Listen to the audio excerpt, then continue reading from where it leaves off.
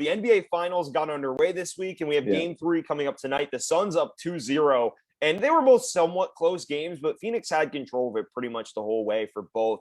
So, Joe, I want to know, firstly, what are your instant reactions to Games 1 and 2? And then we'll kind of go into more specifics about the players and everything. Instant reaction, Game 1, I mean, didn't want to say too soon. After Game 2, I mean, I think the Suns have this on lockdown. You know, I think watching these games, the main problem I had with the Bucks wasn't the players. I mean, yeah, Middleton and Holiday were playing like they weren't crap, but they were shooting the team out of the games basically. But I had a problem with the coach, Budenholzer. Yeah, I'm never going to be able to pronounce that name. He's Budenholzer, but he goes by Coach Bud. I just mixed that up. Yeah, okay, I'll go with Coach Bud. Coach Bud, I mean, craziest stat is Giannis is +4. He has had a positive plus-minus in both games, meaning he's been out whenever he's on the court, he's outscoring the Suns. So how can you mismanage that so poorly to just take him out of the game and let the Suns, and then not put him back in after the Suns get more of a lead? Yeah, no, I thought, like, I think Coach Bud maybe got a little overhated by, like, say, Perkins and Jay Will. But what I will say about that, especially in Game 1, when we're looking at that, right, that big run that Chris Paul orchestrated, I remember when he kept just hunting switches on Lopez and Portis and, like, was bullying them, and Booker did the same thing. I want to say it was like a 16-2 that really blew the game kind of open. Giannis wasn't on the court in that point in the third quarter. And I understand, like, you need to give him a rest, and especially coming back from the knee. But, I mean, last game, the man literally, I mean, he played 35 in Game 1, he played 40 in Game 2. It's not like he's been that hobbled by it. And I genuinely think when you see that much of a run in progress, why are you not putting Giannis in for either Lopez or Portis when he is far more switchable, can actually guard a guy like Chris Paul or Devin Booker? Portis and Lopez prove they can't. And when something's going that far against you and you're not adapting and keeping up offensively, you need to throw your star player who's very switchable in the game, and he waited till the fourth quarter to do that. Yeah, Joe. And I mean, I guess that kind of segues us into this next point. For one, what advantages do you think Phoenix have exploited well? Well, definitely their three-point shooting ability. I mean, I think that was pretty apparent in Game 1. I think they had not 9 3-pointers and 8 in the first quarter. Yeah, that was Game 2. They're about Game 2. Game 2? Yeah, they hit 23s in Game 2. Yeah, I mean, the Bucks aren't really known for their three-point shooting ability, and I mean, the three these days are what can get you the win. That and free throws, which is also another thing the Bucks can't do well. Yeah, I'm gonna say like in Game 2, I think the percentage for three from the line was 85 for the Suns and 65 for the Bucks. I mean, you got to have at least above an 80 to succeed. Yeah, and Joe, a big thing on that is Phoenix. I listened somewhere is like 29th in the league in opposing free throw rate. So teams don't shoot a lot of free throws against Phoenix. In Game 1, Milwaukee only shot 16 total free throws. In Game 2, they shot 23. But for a team that kind of hunts getting to the line and has Giannis who draws so much contact, that's pretty good. And you said it perfectly, Joe. That Milwaukee team doesn't shoot free throws that well, especially Giannis Antetokounmpo. He's had his problems, and he's definitely bothered by the 1, 2, 3, whatever count. Man's airballing free throws out there. Like, it's clear Phoenix has really done a good job preventing Milwaukee from getting to the line. And the only way Milwaukee is going to have the points advantage from the line is if they're shooting 25 plus free throws in a night. Yeah. And another percentage that I'm realizing now is the Suns shot 50% from three. Yeah. Yeah. In Game 2. Yeah. And the Bucks, again, not known for their three-point ability, only shot 29%. It's pretty evident as to why the Suns came out on top of this game. Yeah. 100%. And in Game 2, here's the thing. That was a close basketball game. That was Mhm. within, I want to say, 4 points in the fourth. The big thing was Phoenix hit their shots and came up with big plays. And I want to touch on this, Joe, because I was tweeting about this. Yeah. The Suns, right, when Brook Lopez is in the game, offensively for Milwaukee, it causes problems for Phoenix. Because here's the thing, they want Ayton on Giannis to bother him with his size and length. And Ayton's mobile, and it's kind of worked. You do have to maybe throw some different looks at him. They've thrown Crowder at him a few times. But when Lopez is in the game with Giannis, Ayton has to make a decision. Do I help on the defensive glass or do I stretch out on Giannis? And a lot of times that causes problems. And you'll see Lopez have success offensively. In game one, I think he had 17 points. The problem is defensively, Phoenix has destroyed him. It's like, it's been a massacre. All they're doing is having Chris Paul and Devin Booker be like, all right, give me this dude and let me cook.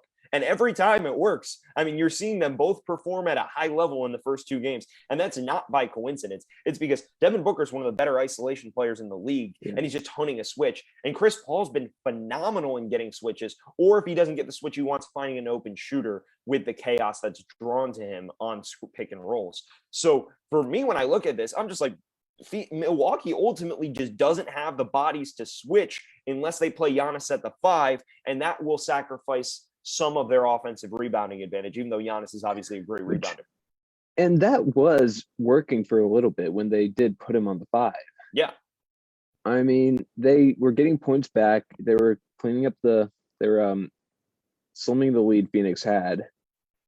It was working, but then it goes back to Coach Bud, who changed it up again. Yep. And ultimately, that's the problem, right? Like, he isn't I don't envy his position, right? Because I think Giannis, obviously, is a phenomenal rebounder. Milwaukee's one of the better offensive rebounding teams in the league. But when you sacrifice size and play Giannis at the 5, so you're defensively switchable, which works. Like, don't get me wrong. Having Giannis at the 5 defensively is your soundest strategy. But the problem is offensively, Giannis is a phenomenal offensive rebounder, but he's an even better offensive rebounder when Brook Lopez or Bobby Portis is next to him, especially Brook Lopez. So that's the issue there. It's like, they constantly have to make these adjustments because you can only play Brook Lopez in spurts in this series because he's so exploitable defensively. Yeah, exactly.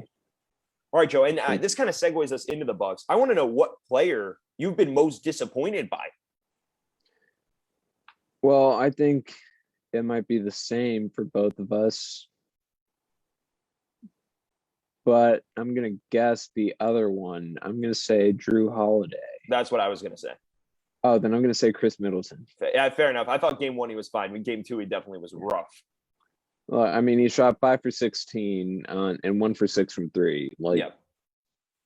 That's close to Westbrook, standards. Right it's bad. His performance in game 2 was really bad.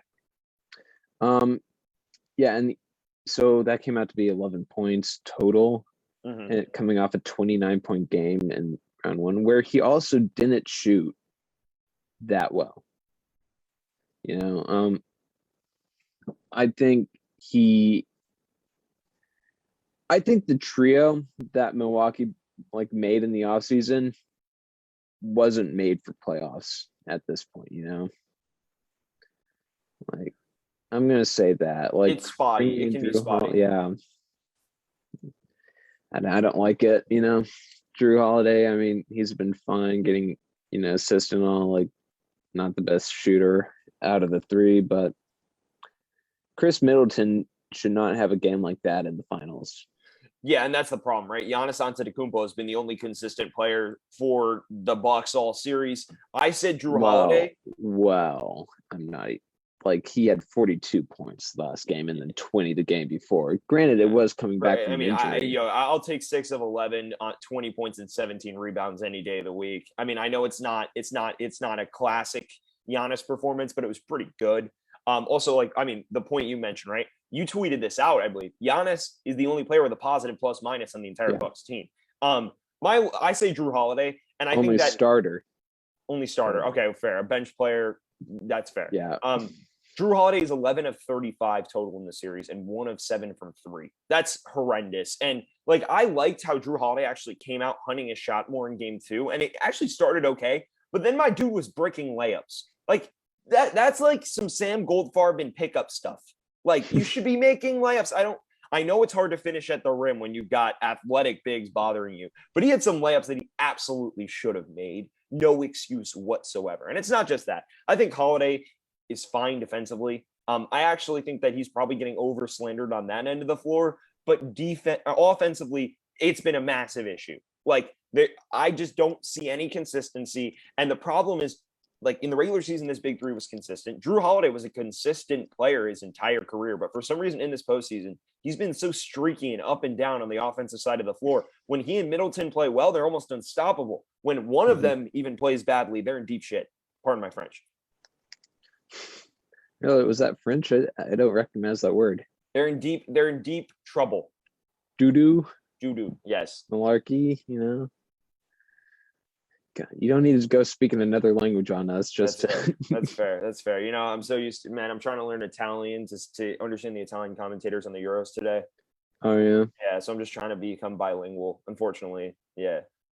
But anyway, Joe, I mean, that's kind of my thing. I think we can kind of segue into this next point, previewing game 3. I want to know what Milwaukee needs to change to battle back with a win tonight, and who your X factors are for watching games 1 and 2.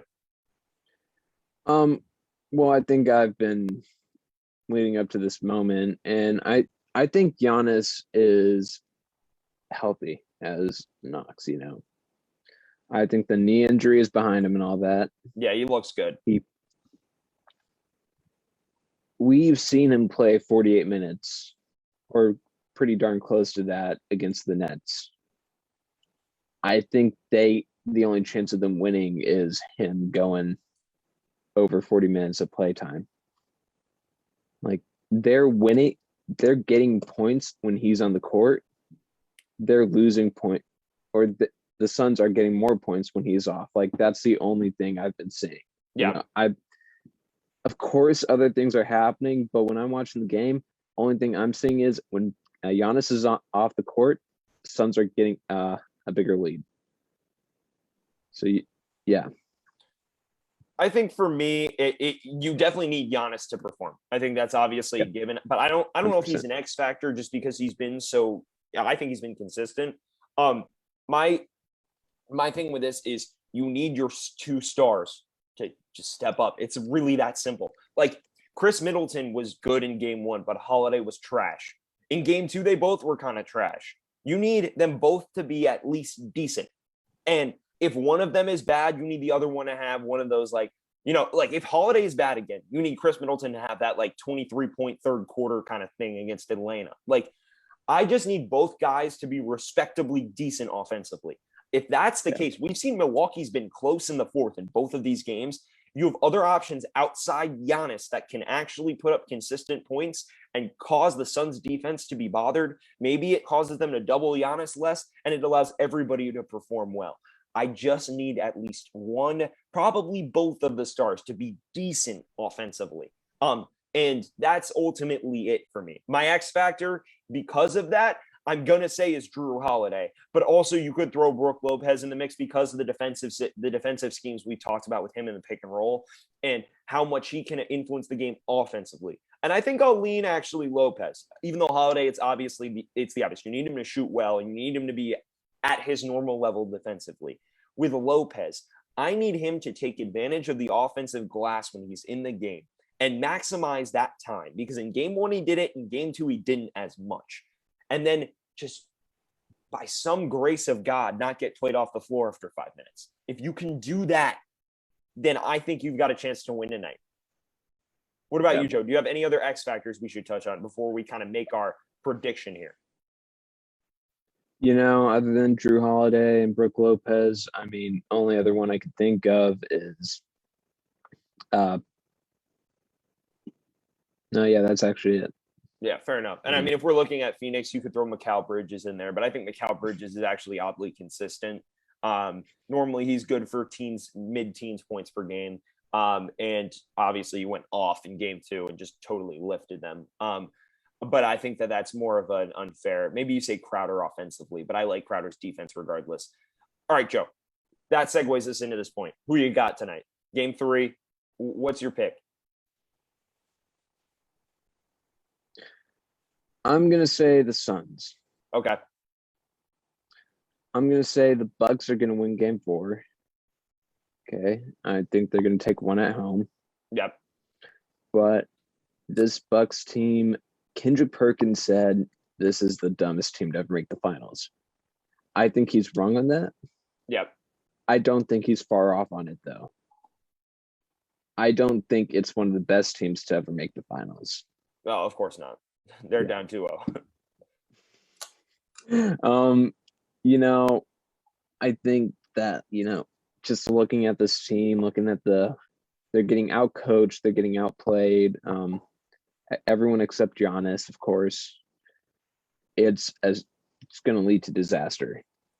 So, I mean, and to stick with my prediction of Suns in 5, the Bucks do have to lose one game at home. So Yep. I'm just going to say Game 3. I got the Bucks tonight. I think their backs are against the wall.